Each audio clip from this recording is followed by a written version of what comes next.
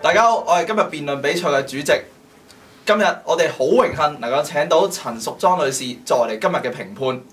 而我哋今日嘅辯題係陳淑莊應喺香港落實普選之後先結婚。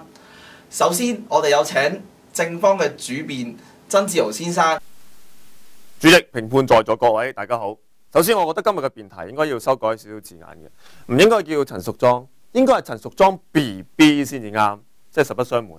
我喺私底下一早已經將淑莊封為 BB， 正所謂淑莊 BB 人靚聲甜，政壇清泉，所以我強烈建議大會應該加翻 BB 兩個字嘅。即係我想話俾你聽呢，喺我眼前嘅淑莊 BB， 連我身經百戰、情場老手蘭桂坊鬼見愁，見到都真係我都冇辦法抑壓到我自己嘅情緒，我心跳加速，手心冒汗，不敢直視，呢啲已經係由自可冇辦法可以避免嘅啦。最緊要嘅就係，淑莊 BB。你何須驚訝呢？縱使我哋嘅年紀可能係有一定嘅差距，縱使我同你行出去，啲人會以為我拖住阿媽出嚟，又如何？淑莊 BB， 如果你結咗婚嘅話，如果你真係而家咁樣就結咗婚嘅話，你係會令到萬千嘅愛慕者，包括我本人心碎噶。如果唔係實 Q 攔住嘅，我係想出嚟同你有啲 OK， 我明白，我會控制下自己嘅。你要明白，愛嘅反面就係恨啊！萬一到時萬千嘅仰慕者見到淑莊 BB 你結咗婚，佢哋心碎跌晒一地嘅話，邊個執邊個數？你唔係麻煩食環署嘅工人係嘛？呢個都係其次。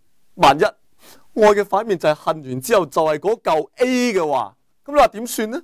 本來好好地一個佔中，咁但係你知有啲人係 get 咗係佔領中女噶嘛？本來想佔領你噶嘛？你咁大間你直接俾人私有化咗，仲要同呢件啊？哦，唔係，你係我個辯方友好嚟嘅啫。你俾人私有化咗嘅話，咁你話點算呢？到時候佔領中女行動就會失敗。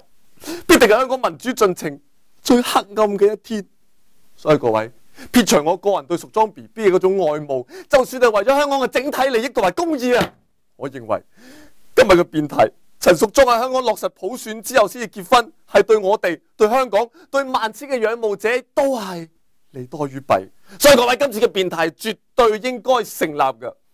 淑莊 BB 我講完啦，多謝各位主席、評判咁多位。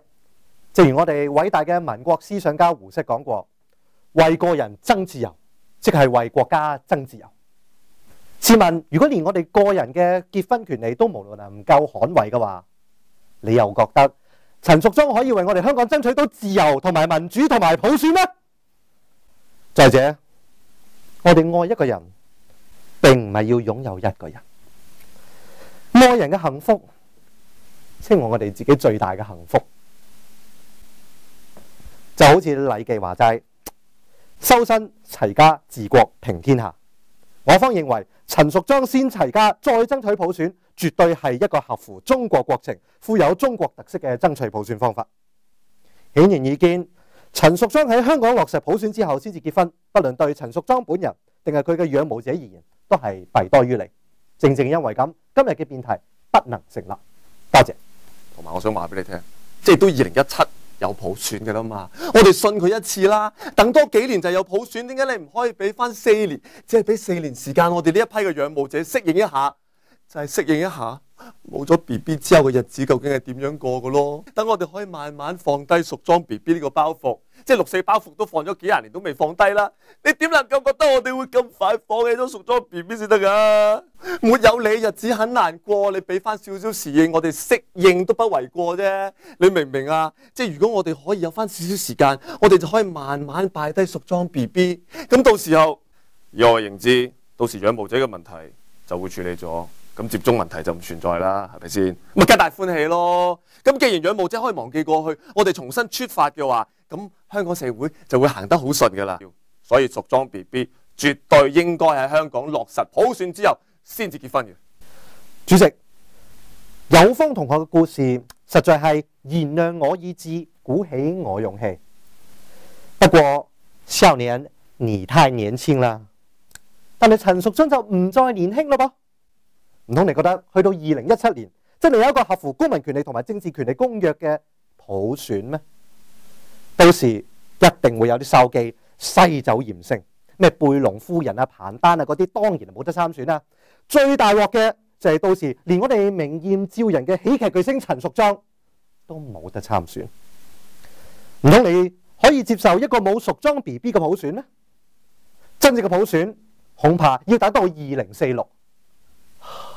到時如果真係咁樣嘅話，你忍心我哋嘅淑莊 BB 一直等到落去變成人老珠黃咩？主席，辯方耍得嗎？既然係咁，今日嘅辯題絕不能成立。多謝。停！我陳淑莊幾時結婚？邊度到你哋話事啊？曾志豪枉你為電台嘅名嘴，仲有楊生話晒你都係專業人士啊！頭先又犯晒嗰啲咩辯論大忌，又亂咁引用權威，仲要偷換概念。好心兩位啦，不如咁嗱，我介紹你哋做一樣嘢，再睇公民杯，睇下我哋嘅大專生點樣去辯論，順便偷下師啊嘛〜